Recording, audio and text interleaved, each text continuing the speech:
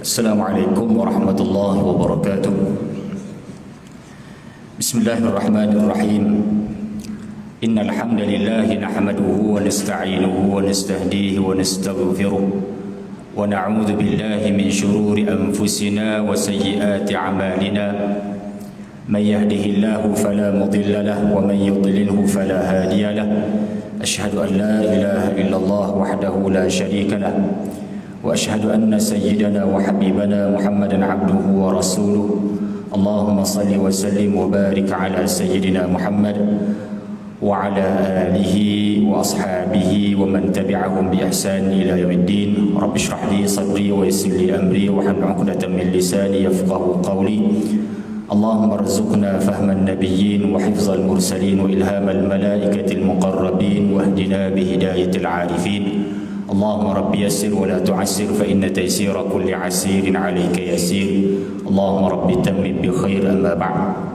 Yang dihormati seluruh jawatan kuasa masjid, para pegawai, tuan-tuan guru, pimpinan masyarakat, muslimin dan muslimat yang dirahmati Allah Subhanahu wa taala sekalian. Alhamdulillah, syukur pada Allah Subhanahu wa taala.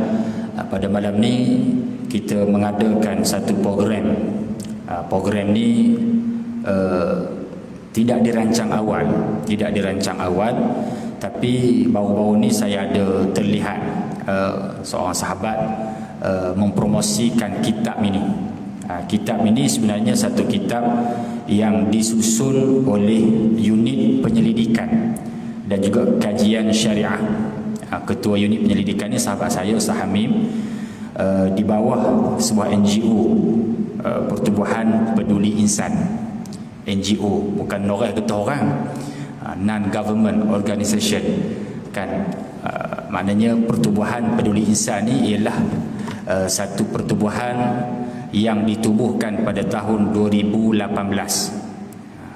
Diasaskan pada tahun 2018. Kebanyakannya sahabat-sahabat yang bersama dengan saya menuntut di negara Syria, yang mana pada asasnya mereka ni menubuhkan syarikat ini ataupun NGO ini ialah untuk memberi bantuan kepada rakyat Syria yang menjadi pelarian dan sebagainya, guru-guru yang berada di luar negara yang tidak dapat kembali ke negara Syria.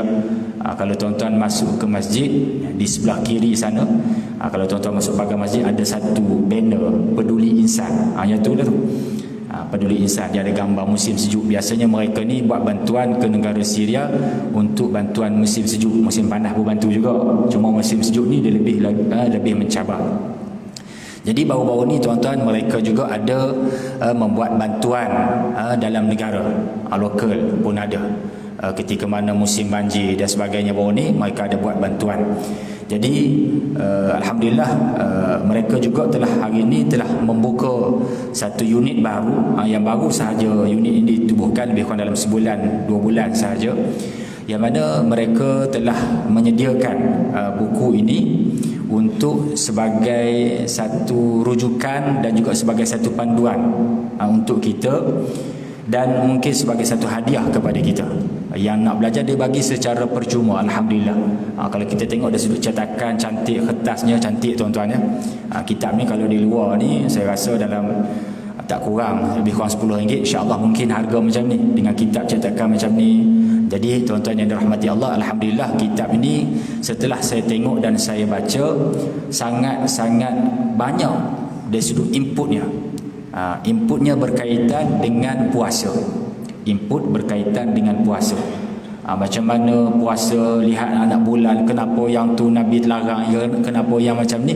Semuanya berdasarkan daripada hadis Nabi sallallahu alaihi wasallam. Ya. Kitab ini ataupun buku ini dinamakan sebagai Arba'una Baban fi Bayani Nailir Rayyan. 40 bab. 40 bab di dalam menerangkan tentang cara untuk memperolehi Ar-Rayyan. Memperolehi Ar-Rayyan, ataupun dalam bahasa Melayu dia bagi nama mudah, iaitu 40 pedoman memburu Ar-Rayyan. 40 pedoman memburu Ar-Rayyan. Baik, tuan-tuan yang dirahmati Allah Subhanahu wa taala, apakah yang disebutkan dengan Ar-Rayyan ini? Okey, malam ni program kita diskusi. Kita bukan baca, saya tidak jadikan sebagai satu silibus untuk baca tiap-tiap hari, tidak. Tapi buku ini kita baca sekaligus. Mungkin kita ambil 3-4 hadis untuk buat penerangan, kemudian tuan-tuan balik baca sendiri ya. Tu panggil diskusi. Maknanya biasanya kalau kawan saya buat, dia diskusi, dia ambil masa 2 jam. Kita ambil masa di antara maghrib dan isyak, tak sempat. Di antara maghrib dan isyak nak hurai 40, dia ada 41 bab, 41 hadis yang dibawa dalam kitab ini untuk dikongsikan. Nak hurai sampai 41 tak sempat tuan-tuan. Paling cepat 2 jam insya-Allah. Paling cepat. Tapi malam ni kita hanya ambil masa di antara maghrib dan isyak sahaja. Sekadar mana yang termampu insya-Allah kita kongsikan, sekadar saya mampulah. Jadi yang selebihnya tuan-tuan boleh baca, dan di situ ada nota-nota yang cukup menarik untuk kita perhatikan dan kita baca. Baik, tuan-tuan dan puan yang dirahmati Allah, apakah yang disebutkan dengan Ar-Rayyan ini? Ya, Ar-Rayyan ini dalam satu hadis yang diriwayatkan oleh Imam Bukhari dan Imam Muslim, kata Nabi SAW, fil jannati 8 abwab. Di dalam syurga nanti ada 8 pintu. Dalam syurga ni ada 8 pintu. Babun minha yusamma Ar-Rayyan. Satu pintu yang dinamakan sebagai Ar-Rayyan. La yadkhuluhu illa as-saimun. Yang mana pintu tersebut tidak boleh dimasuki melainkan oleh orang-orang yang berpuasa. Khusus untuk orang berpuasa. Kemudian kata Nabi SAW lagi, inna fil jannah baban. Sesungguhnya di dalam syurga itu ada satu pintu, yuqalu lahu Rayyan, yang dikenali sebagai Ar-Rayyan. Yadkhulu minhu as-saimuna yaumal qiyamah. Yang mana pintu tersebut hanya boleh dimasuki oleh orang yang berpuasa pada hari kiamat.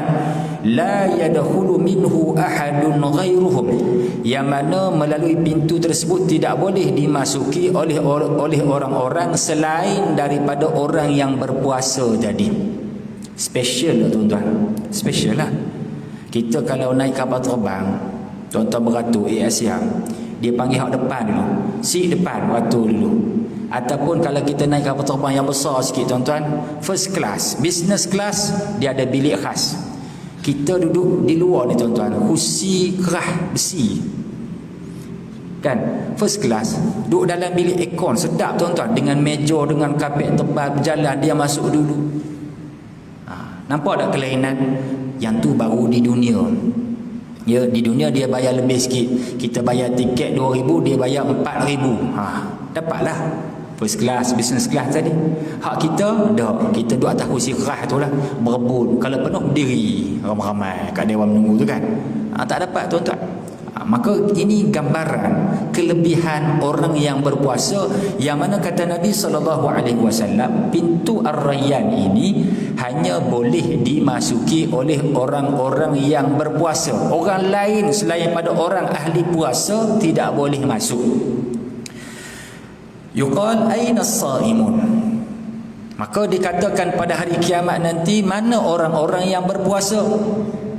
Fayaqumun. Maka mereka pun berdiri.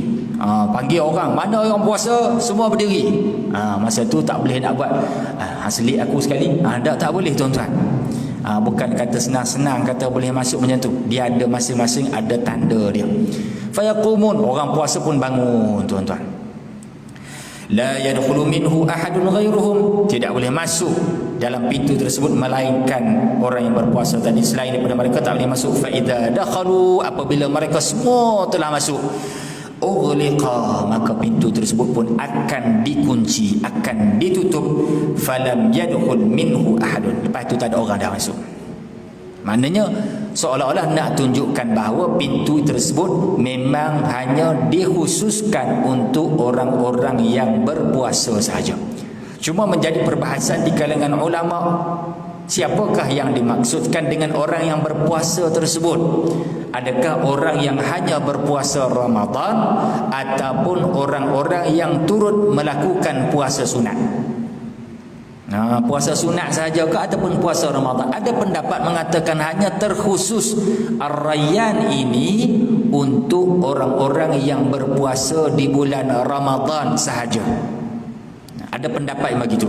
Ada pendapat kata tak, dia terbuka untuk yang puasa Isnin Khamis pun buat, dapat juga.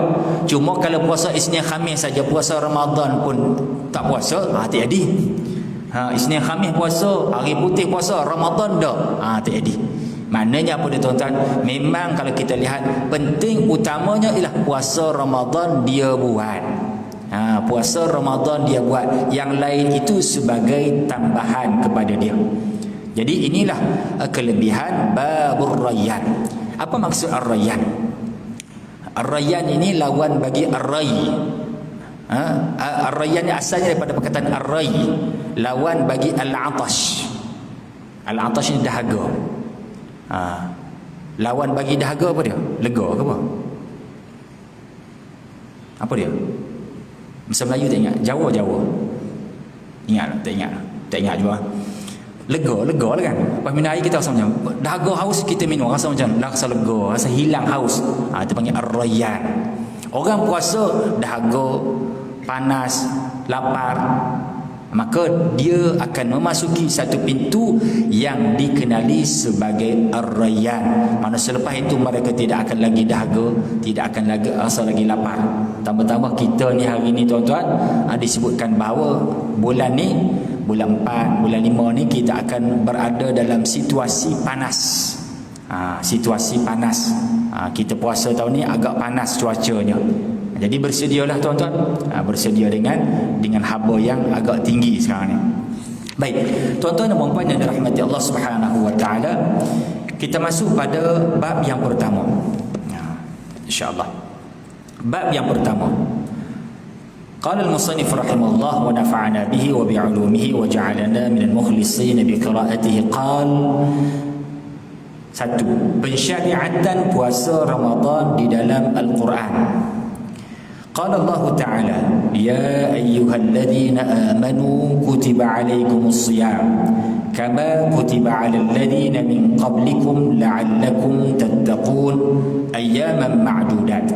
Allah Subhanahu wa taala berfirman, hai orang-orang yang beriman, diwajibkan atas kamu berpuasa sebagaimana ia diwajibkan atas orang-orang sebelum kamu agar kamu bertakwa. Ia dilaksanakan dalam beberapa hari yang tertentu. Baik, tuan-tuan yang dirahmati Allah, kalau kita lihat di dalam ayat ini secara mudahnya tuan-tuan, ayat ini mengandungi tiga perkara. Perkara yang pertama ialah berkaitan dengan akidah. Apa dia tuan-tuan akidah? Amanu, wahai orang-orang yang beriman. Kan tentang akidah di situ. Kemudian kutiba alaikumus siyam, difardukan, disyariatkan, diwajibkan atas kamu puasa. Puasa ni perbicaraannya di mana? Dalam bab syariat fiqh. La'allakum tattaqun, mudah-mudahan kamu menjadi orang-orang yang bertakwa. Dalam bab ilmu tazkiyatun nafs, ilmu tasawuf. Jadi dalam ayat ini merangkumi tiga ilmu yang perlu untuk kita fahami. Jadi tuan-tuan yang dirahmati Allah, tidak cukup untuk kita rungkai bab puasa ini hanya melalui fiqh saja, ataupun hanya melalui ilmu akidah saja, ataupun hanya melalui ilmu tasawuf saja, tak cukup. Sebab tu tuan-tuan yang dirahmati Allah, penerangannya mendalam. Bagaimana kita nak hubungkan di antara akidah dan juga syariat dan juga tazkiyatun nafs ataupun tasawuf yang menjadi rahsia di dalam puasa, pensyariatan puasa ini. Baik, tuan-tuan yang dirahmati Allah Subhanahu wa taala. Sebenarnya tuan-tuan, kita memilih untuk bincang bab puasa ni sebelum daripada kita masuk Ramadan.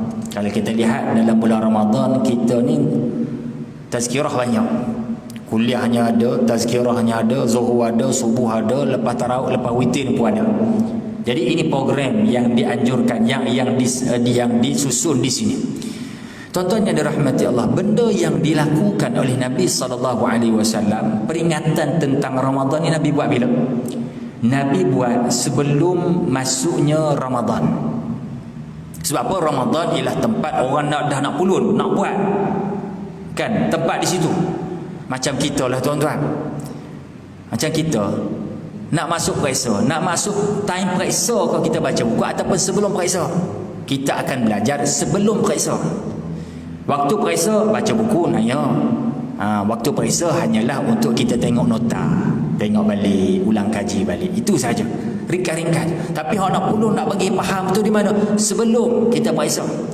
Maka Nabi SAW memberi khutbah seperti mana yang kita baca tadi.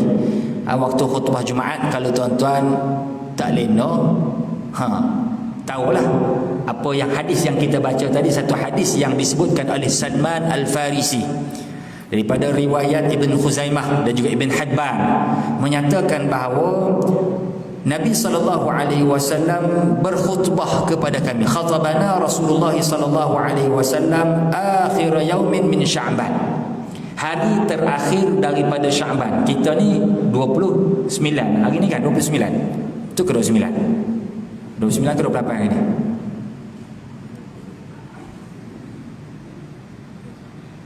30 dah. 30 dah. 30 Sya'ban dah. 30 Sya'ban dah. Dia tak umum lagi. 29 ni tak betul kalau 30 malam ni tarawih dah.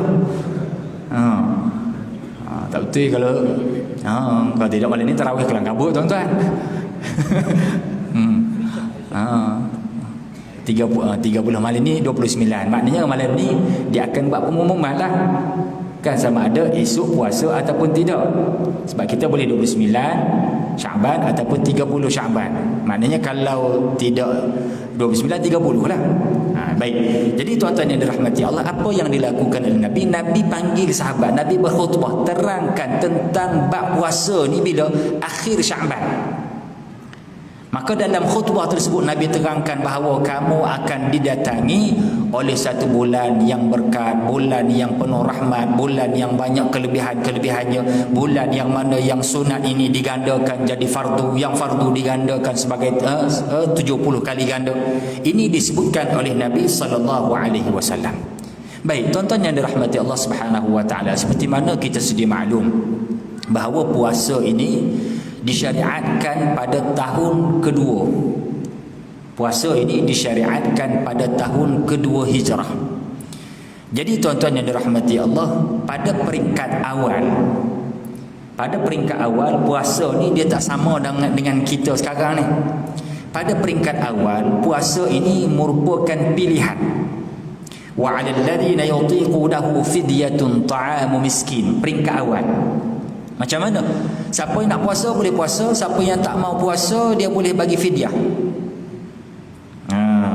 Boleh bagi fidyah. Maknanya boleh ganti. Tak mau puasa bayar dengan fidyah lah. Okey, dia tak mau puasa, tak larat puasa, bayar fidyah.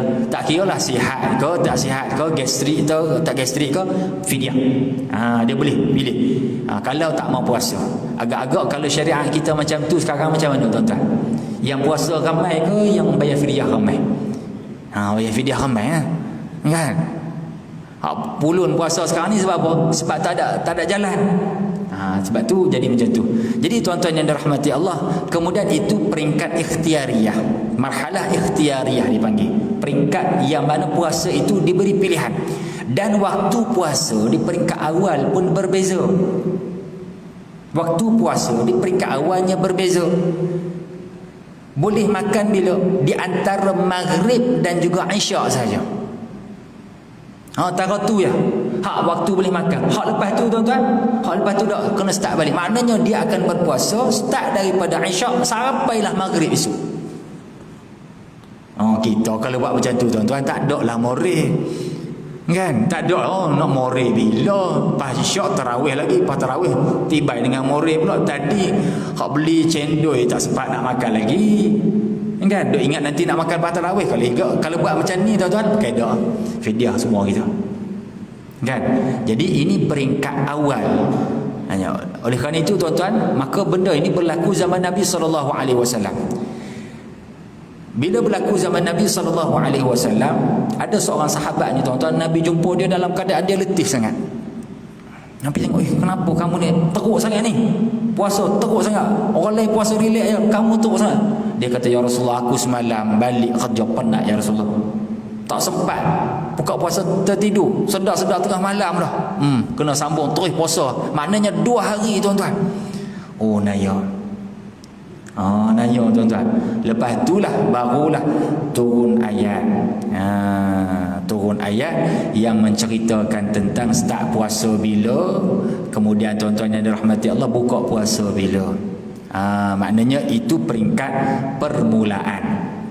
Baik, tuan-tuan yang dirahmati Allah Subhanahu wa taala, maka selepas itu juga ditukar kan, faman syahida minkum asy-syahra falyasum. Selepas itu tidak lagi ada pilihan, dinasahkan. Maknanya semua orang Islam wajib berpuasa. Semua orang Islam wajib untuk berpuasa. Faman syahida minkum asy-syahra falyasum. Barang siapa yang menyaksikan bulan Ramadan, maka hendaklah dia berpuasa. Maka tak kira tuan-tuan, melainkan orang-orang yang adalah keuzuran dia tak mampu sangat, kita apalah. Jadi tuan-tuan yang dirahmati Allah, maka inilah peringkat awal dalam bab kewajipan berpuasa. Baik, tuan-tuan yang dirahmati Allah Subhanahu wa taala, bab yang kedua, puasa wajib dan puasa sunat dalam syariat Islam. Baik, tuan-tuan yang dirahmati Allah, kenapa kita baca buku ni? Tuan-tuan, kenapa kita baca buku ni? Nak mencapai ar-rayyan ni cukup dengan puasa kan? Cukup dengan puasa. Tuan-tuan, kita kena ingat, kita nak dapat ganjaran ini, nak dapat ganjaran, nak jadikan amalan kita ni diterima oleh Allah, saya sebut dah sebelum ni, ia mestilah cukup 3 syarat. Mestilah cukup 3 syarat. Nak amalan kita diterima, kita semayang, kita puasa, kita zakat, kita haji, umrah dan sebagainya, nak amalan tersebut diterima oleh Allah Subhanahu wa taala, mestilah ada 3 syarat. Apa syaratnya? Syarat yang pertama, mestilah kita beriman pada Allah. Itu syaratnya, tak boleh lari.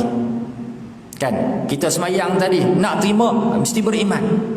Yang kedua, tuan-tuan yang dirahmati Allah, mestilah ikhlas. Mesti ikhlas. Buat amalan ikhlas, bukan kerana manusia, bukan nak bagi orang kata baik dan sebagainya, tidak. Itu yang kedua. Yang ketiga, mestilah sesuai seperti mana yang diajar oleh Nabi sallallahu alaihi wasallam. Mesti ikut yang ni, sesuai dengan apa yang diajar oleh Nabi, yang ditunjukkan oleh Nabi. Kita tak belajar dengan Nabi. Siapa yang belajar dengan Nabi? Sahabat yang belajar dengan Nabi. Okey, sahabat, kemudian siapa ambil? Tabi'in, tabi'an, ulama, sampailah kepada kita. Maknanya kita ada jalur sampai kepada Nabi sallallahu alaihi wasallam. Jadi tuan-tuan yang dirahmati Allah, maka oleh kerana itu tuan-tuan, kita nak supaya ibadah kita ni diterima. Sebab tu kita baca yang ni, kita baca perkara yang berkaitan dengan puasa, nak supaya puasa yang kita buat tersebut bukan hanya menjadi lapar dan juga dahaga. Kam min sha'im laisa min siyamihi illa al-ju' wal 'atash. Berapa ramai orang yang berpuasa yang tidak perolehi daripada puasanya itu melainkan lapar dan juga dahaga. Dapat 2 tu je, yang lain dapat tak? Pahala tak dapat. Yang dapat apa? Lapar dan dahaga sahaja. Sebab tu kita belajar dan kita kaji tuan-tuan. Macam kita semayang lah, saya sebut kita belajarkan bab semayang di sini. Malam ni kita tangguhlah bab semayang, nantilah kita sambung, nantilah lepas syawal nanti kita sambung tuan-tuan. Kita mengaji fiqh solat tu kan. Sebab apa saya ajar bab solat di sini? Sebab kita hari ni kita semayang kerana apa? Kerana Allah, betul. Kita beriman, kita ikhlas kerana Allah. Tapi cara semayang kita tu, kita ikut siapa? Kita ikut yang disebutkan oleh ulama, ataupun kita ikut tengok mak kita buat, tengok ayah kita buat, tengok kawan kita buat. Kawan kita buat macam ni, kita buat macam ni. Kawan kita buat macam ni, kita buat macam ni. Sedangkan benda tersebut tidak diajar pun, tidak disebutkan oleh Nabi SAW, tidak disebutkan oleh para ulama di dalam kitab-kitab fiqh. Maka tuan-tuan yang dirahmati Allah, rugi tak kalau kita semayang buat tak kena? Rugi. kan? Tamak ninahnya, cara takbirnya, cara i'tidalnya, cara rukuknya, cara sujudnya, bacaan-bacaan dalam sembahyangnya, mana yang diajar oleh Nabi, mana yang disebutkan oleh Nabi. Jadi tuan-tuan yang dirahmati Allah, ini semua perlu untuk kita dalami. Supaya apa? Supaya ilmu yang kita belajar tersebut dapat kita praktikkan, dan amalan kita ni berdasarkan daripada ilmu yang kita belajar, bukan hanya adat. Jangan jadikan ibadat kita ni hanya ikutan berdasarkan daripada adat yang kita tengok. Oh, tengok macam ni orang buat, kita pun buat macam ni. Oh, tangan dia letak macam ni, kita pun letak macam ni. Nampak macam ni, nampak selesa sikit. Sebab tu jadi macam-macam. Jadi macam-macam. Hatta dalam bab sembahyang pun tuan-tuan macam-macam jadi. Baik, tuan-tuan yang dirahmati Allah Subhanahu wa taala. Perkara yang kedua, puasa wajib dan puasa sunat dalam syariat Islam. An Talhah bin Ubaidillah radhiyallahu anhu qala, jaa rajulun ila Rasulillah sallallahu alaihi wasallam fa idza huwa yas'aluhu 'an Islam. Faqala Rasulullah sallallahu alaihi wasallam, khamsu salawatin fil yawmi wal lailah. Faqala hal 'alayya ghayruha?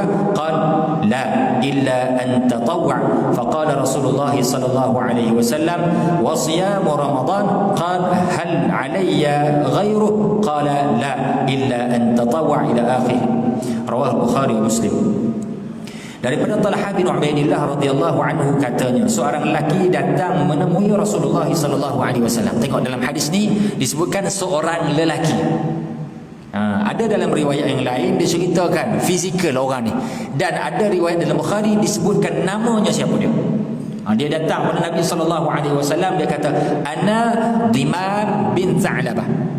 Dia kata nama lelaki ni Dhimam bin Tha'labah, dalam keadaan kusut masai, dalam keadaan kusut dia ni datang berjumpa dengan Nabi. Dia ni merupakan, Dhimam ni merupakan Arab kampung, Arab dusun, Badui kita panggil. Jadi ini merupakan sahabat Nabi dari kalangan Arab, daripada kalangan Arab Badui yang datang berjumpa dengan Nabi. Dalam riwayat yang ni, dalam sanad yang ni tidak diceritakan siapakah nama lelaki ni. Jaa rajulun. Sebab apa tuan-tuan? Dalam setengah riwayat tidak disebutkan nama, sedangkan boleh je nak sebut nama. Sebab nak beri keutamaan. Kalau kita belajar hadis, disebutkan bahawa nak beri keutamaan kepada maksud ataupun perbincangan berkaitan dengan hadis. Lelaki tadi penting tak kita nak sebut. Tidak ada kaitan yang besar untuk kita bicarakan. Sebab tu disebutkan rajulun. Kalau kita mengaji nahwu dipanggil dengan lafaz nakirah. Datang seorang lelaki. Siapa lagi? Tak dikenali. Tak disebutkan nama tersebut. Jadi dalam hadis ini, seorang lelaki datang menemui Rasulullah sallallahu alaihi wasallam dan bertanya tentang agama Islam. Maka Rasulullah sallallahu alaihi wasallam berkata, asas Islam itu ialah menunaikan 5 solat dalam sehari dan semalam. Lelaki itu bertanya, adakah ada solat lain yang wajib ke atas saya? Nabi sallallahu alaihi wasallam menjawab, tiada melainkan solat sunat. Rasulullah sallallahu alaihi wasallam melanjutkan lagi, berpuasa di bulan Ramadan. Lelaki itu bertanya lagi, adakah ada puasa lain yang wajib ke atas saya? Nabi menjawab, tiada melainkan puasa sunat. Jadi dalam berdasarkan daripada hadis ini menjadi dalil kepada siapa? Kepada mazhab Syafi'i. Mazhab kita, mazhab Syafi'i. Kita cerita mazhab Syafi'i lah. Yang mengatakan bahawa sembahyang yang fardu itu ialah 5. Yang fardu itu hanyalah 5, tidak ada yang lain. Yang lain semua sunat. Kalau kita tengok dalam mazhab Hanafi, dia mewajibkan sembahyang witir. Sembahyang witir. Kita kalau agak-agak wajib sembahyang witir, tuan-tuan macam mana tuan-tuan? Hak 5 ni pun lambat-lambat tunggang terbalik. Kan? Payah dah. Tambah pula dengan witir. Oh, dah lah. Kan? Jadi tuan-tuan yang rahmat Allah, alhamdulillah. Jadi ini merupakan dalil bagi mazhab Syafi'i yang mengatakan bahawa sembahyang itu, yang fardu itu hanyalah 5 waktu sahaja. Yang lain ialah amalan-amalan yang sunat, sembahyang sunat, puasa sunat. Yang Ramadan itu sahaja yang wajib. Yang lain semuanya sunat. Baik. Terus.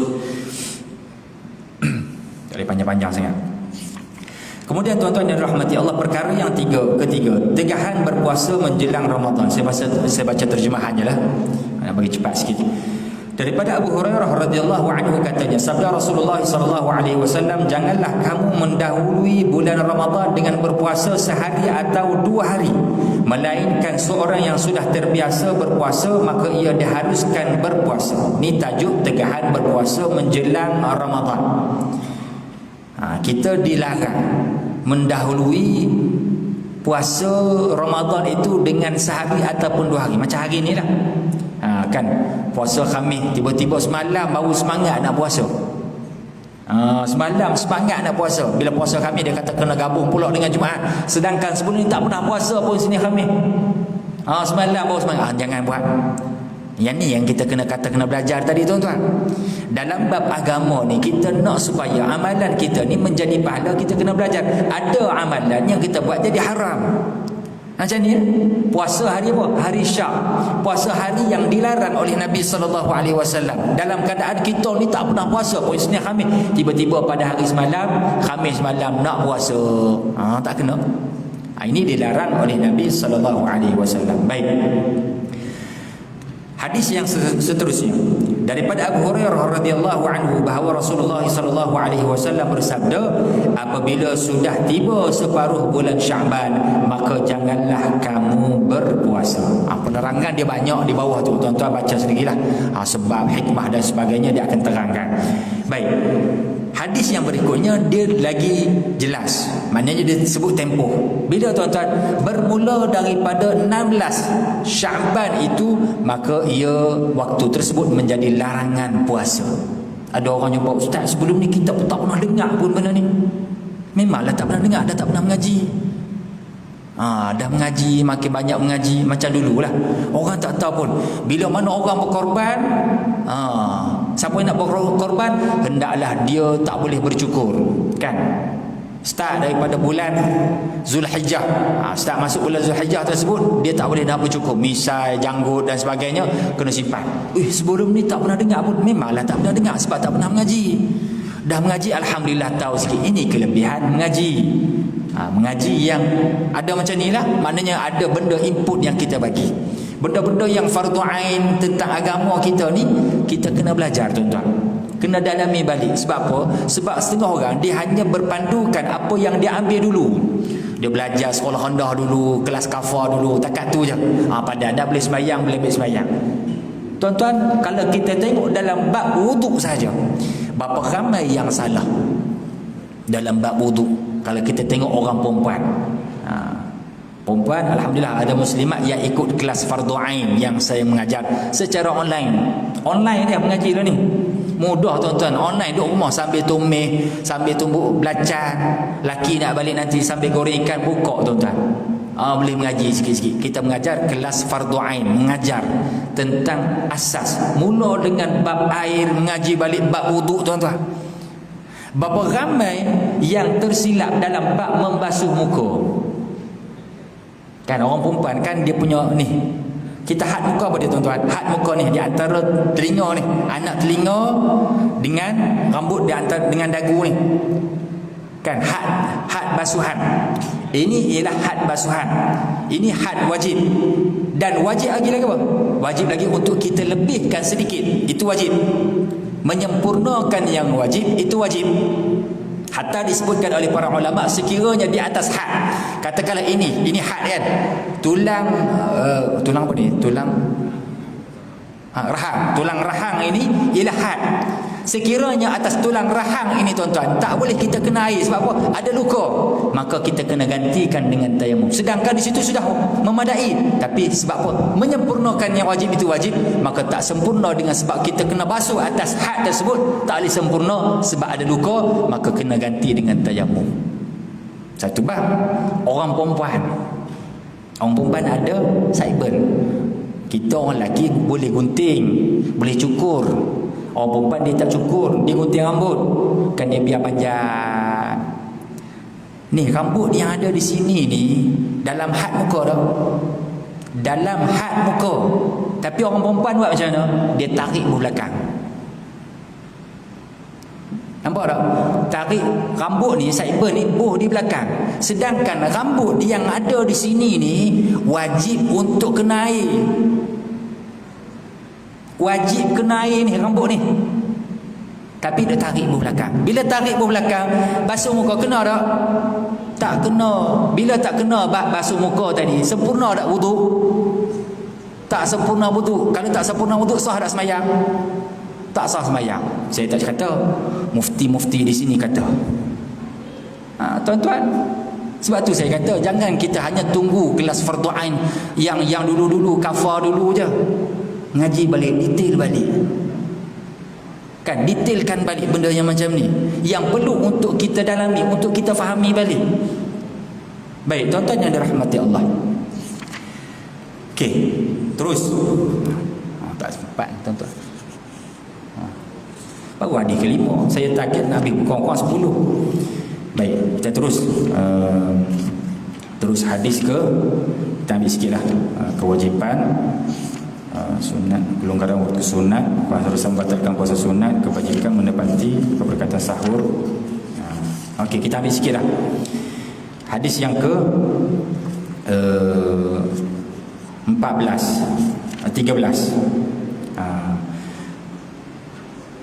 Daripada Salman bin Amir Ad-Dabbi radhiyallahu anhu, sabda Rasulullah sallallahu alaihi wasallam, apabila kamu berbuka puasa maka berbukalah dengan kurma, jika tiada maka berbukalah dengan air, kerana ia adalah bersih lagi membersihkan. Jadi dalam bab puasa ni diminta supaya kita ni bersederhana. Bersederhana. Jangan duk kalut sangat tuan-tuan. Kadang-kadang kita ni hanya bernafsu saja.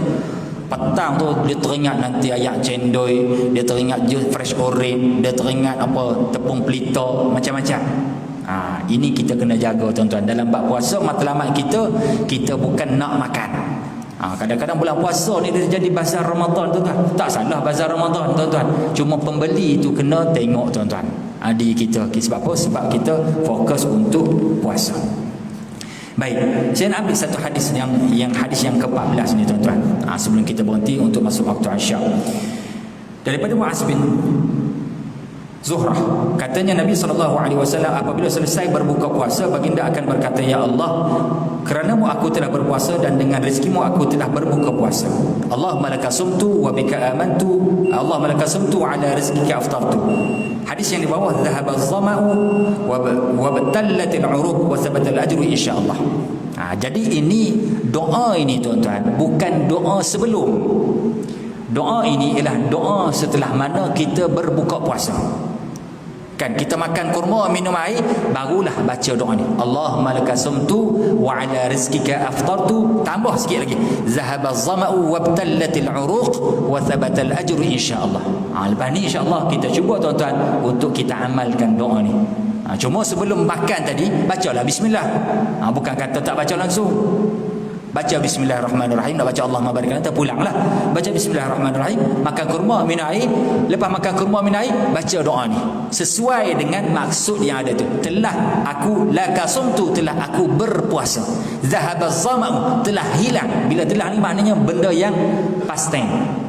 Benda yang telah kita buat. Jadi tuan-tuan yang dirahmati Allah, sekadar ini dulu untuk kita punya diskusi. Mudah-mudahan kitab ini tuan-tuan boleh tuan-tuan simpan. Yang dapat boleh simpan, bawa balik rumah, baca dengan ahli keluarga, boleh rujuk balik. Kalau tuan-tuan nak bagi sumbangan untuk NGO ni, ada belakang akaun bank Islam tersebut. Tuan-tuan, jadi sekadar ini dulu untuk diskusi kita. Mudah-mudahan ringkas ini dapat manfaat untuk kita bersama insya-Allah. Aqulu qawli hadza wa astaghfirullahal azim li wa lakum. Wassalamualaikum warahmatullahi wabarakatuh.